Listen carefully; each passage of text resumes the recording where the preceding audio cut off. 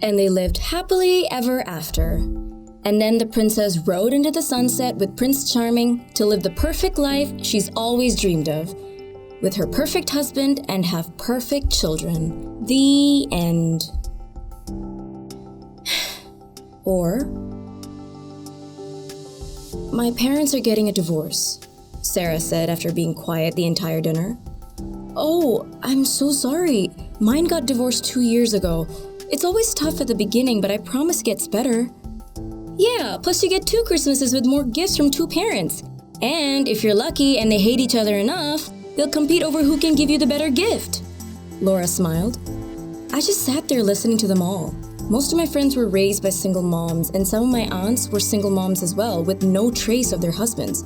I just couldn't help thinking about their happily ever after. I called him and told him that he better spend a little less time with Little Miss Plastic Surgery and a little more time with his daughter, or else she's gonna grow up to be a pole dancer, and that won't be my fault. Laura was sharing her latest argument she just had with her ex-husband. It can be pretty hard to hear these stories, and Laura's not the only one. Karen just filed for a divorce too. It's such a huge change from before they got married. They're so mean to each other now. You have to see how they were at the beginning. They were the perfect couple. Now, they deliberately hurt and torment each other as much as possible. Me, on the other hand, it's never happening. I've seen what it can do to you, and there's no way I'd put myself through that. The girls keep asking me when I'm gonna meet my Prince Charming and get married. For what? So that I can go through what their parents went through, what my aunts went through, and what they're going through? It's so weird to hear them talk so much trash about their husband and then turn to me and ask me, what about you? When are you gonna find someone to make an honest woman out of you? No thanks, it's never happening to me. I get up to go to work the next day feeling a little bit groggy from the night before. I don't know why they insisted on meeting in the week when they know we're gonna be drinking barrels of wine. I couldn't stop thinking about coffee when I opened the office door and hit something on the way in. Ow! The door exclaimed. Appearing behind the door was a pretty good-looking guy. He looked kind of like Eric from The Little Mermaid. I am so sorry, he said to me. And then I realized I just hit Prince Eric with the door. Oh gosh, no, I am so sorry. I didn't mean to hit you. I didn't even see you. Oh, no. It's not your fault. I'm new here and I didn't realize the door went the other way. I'm so clumsy. No, you're not. I'm so clumsy, I said, and then we both laughed. Well, don't worry about it. I was wondering how I was going to introduce myself to people here. I'm glad I found a unique solution. I wouldn't recommend it. You may have a concussion by the end of the day, forget everyone's names, and then you'll have to relearn them all over again. It's a vicious cycle. He chuckled at me and said, good point. I'm Steven, by the way. I'm Alice. 6 months later, we got drunk at the office party and made out. It was so much fun hanging out with him. He was funny, a total gentleman, handsome, and had a way of speaking with people that he would make friends anywhere he went. At first, we hid our relationship at work, and that made it more exciting. We'd sneak looks at each other across the room and hid in the supply closet for a quick kiss. It was just so much fun. And when people found out we were dating, it was still fun and amazing to be with him. A year after we dated, we were sitting on our balcony drinking wine, talking about life and love and everything when he asked me, hey, my mom's in town.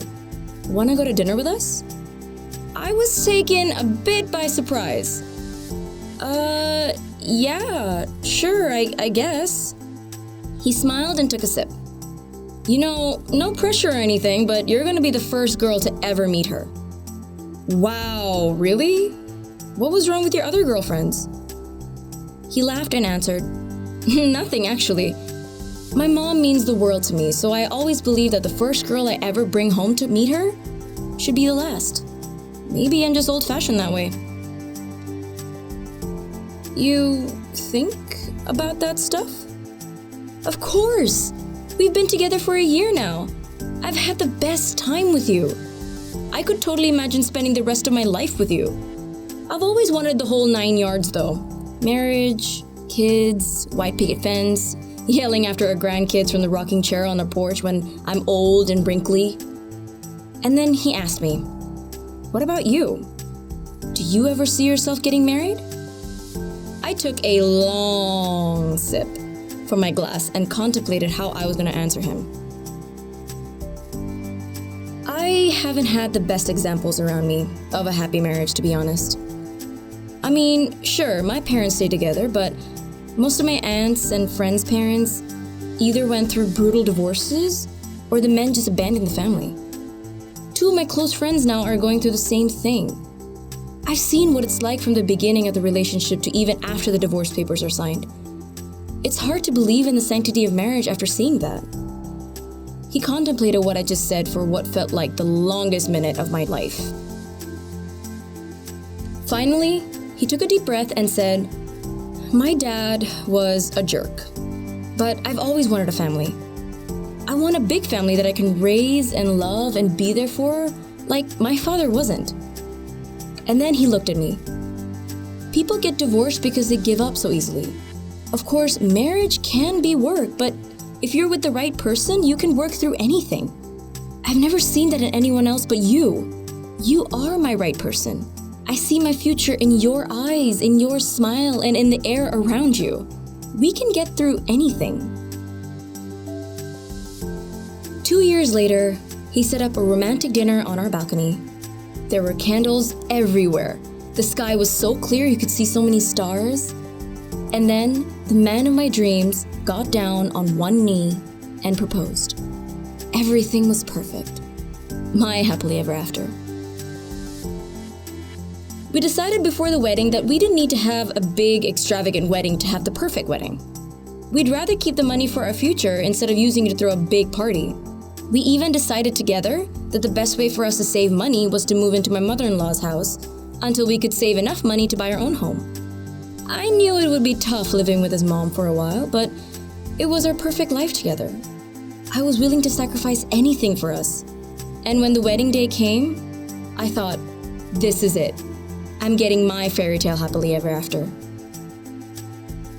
At the beginning, it was perfect. We'd kiss and cuddle every chance we got. Well, unless his mother was around, of course. I decided I had to stop hanging out with my friends because they were always partying, and I really believed that negative lifestyle just wasn't suited for my fairy tale life. I learned to regret that later. But a few months passed by, and things started to fizzle. I felt strange and empty. I didn't have my own life anymore because I let go of my friends and felt like all I had was this marriage. It didn't help that we were living with my mother-in-law either. Don't get me wrong, I love her, but I just didn't feel like it was my home. I just couldn't shake the feeling like I was missing something. When I expressed my feelings to my husband along with other issues, he also agreed that we were missing something. So we both came to the conclusion that what we were missing was a baby.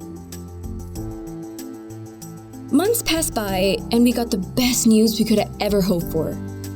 I peed on a stick and found out that I was pregnant. And after that, we put an offer on a house and we were finally going to have a place to call our home. Everything was falling into place. Until they started falling apart. The beginning of my pregnancy was really rough on me. Nausea had me making trips to the bathroom constantly. Then came the backaches, and of course, because of all that and the hormones, I wasn't in the happiest of moods half the time either, which meant we were constantly fighting. For me, it was partly hormonal, and partly I started to feel like something wasn't right with him. He was just different towards me, so I started to question his loyalty. He started smoking cigarettes again, and he always wanted to go out drinking on the weekends. And then one day, he told me he needed his time away from me. What's happening? I thought to myself a lot. This was supposed to be the time of our lives, that we were supposed to be happy, loving, excited for the new arrival and our new home. But it was far, far from that.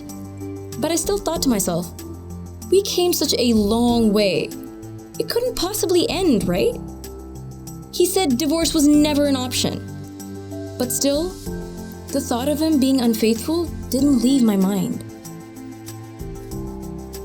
One day, I questioned him again about whether he was cheating on me, and he just exploded. That's it. I've had it. I want a divorce, he says to me at the end of the argument. I looked at him shocked and said, you can't be serious. Divorce? But I'm 6 months pregnant with your child and we just finalized all the paperwork to our place. We just got the key to our home. I couldn't believe what was happening. Everything I was afraid of happening to me in my life was raining down on me. I just fell out of love with you. I never cheated on you, but the fighting, constantly being on edge, is just too much and I don't want our baby to be in a hostile environment all the time. This won't work, he said. Hostile? We've never even gotten physical. And if you didn't cheat on me, we can work on this. I told him. I begged him to reconsider. I wanted our family together, but none of it mattered. His decision was made and there was nothing I could do about it. So, I had no choice but to move back with my parents. And just when I thought things couldn't get any worse, my baby was born too soon. I guess the amount of stress was unbearable even for such a little one. I lay in the hospital bed after they took him away, tears streaming down my face. Look at me. There I was, miserable, angry, and broken. I was so angry with myself. I was angry at the thought that I could have done more to save my marriage. I was angry at him for giving up on us so easily when he once said I was the right person and together we can work through anything. I was angry that I let myself fall for it. And that's when the depression came. I was so depressed that I couldn't breastfeed my own newborn son. He was hungry because of me. I would just feel sad and helpless all of the time. One day, I stood over the crib looking at him, and that's when it hit me. I can't let myself rot away. I had another little life to care for now. I had no choice but to push through. So I told myself every day, everything gets better. Everything seems so bad now, but with each passing day, I will keep crawling out of the hole. I just kept repeating that to myself over and over again, day after day. Everything gets better. Everything gets better. Everything gets better. There were some tough days that I really needed help to get through. So, that's when I made the decision to get help. I spoke to my doctor about what I was going through and she let me know that postpartum depression is a serious matter and was glad I spoke out. Most women harbor it because they're ashamed that they can't be good moms. I get it. I went through it. But there's nothing wrong with asking for help. With counseling, I was able to see the brighter side of things. No matter how bad things get, things will always get better.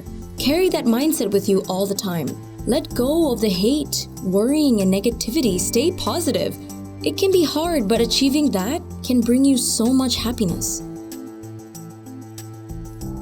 It's been a whole year since that night ending in divorce. I have come a long way. And I can say, things are much brighter. Although it's not the story I pictured for myself, I'm happy with it. My son's dad and I are getting along better now than we were when we were together.